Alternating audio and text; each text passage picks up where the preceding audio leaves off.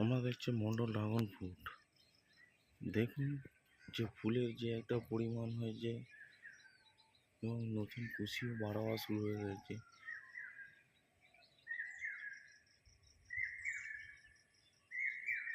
এটা বেশি দিনের গাছ না, 7-8 মাসের গাছ। এই জন্য এবছর ফল হয়নি, না হওয়ার কারণে এরা ডালগুলো আবার বড় হতে শুরু করেছে।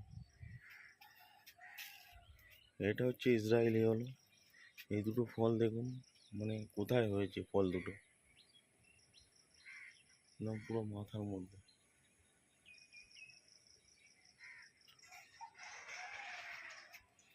এদিকে জাম্বু রেড আছে, জাম্বু রেডও ফুল এসছে।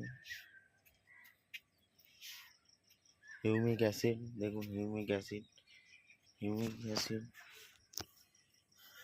যে দানাটা ওটাকে লিকুইড করে দেওয়া হচ্ছে। এটাকে অ্যাকচুয়ালি বলেন গ্রোথ রেগুলেটর। এর কারণে শিকড় বাড়তে পারে, সব কিছু।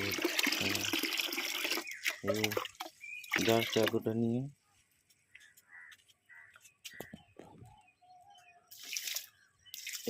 এমনি করে খালি দিয়ে দিন।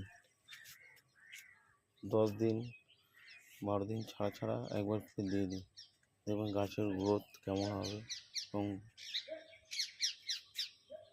ফুল ফল ভালো থাকবে।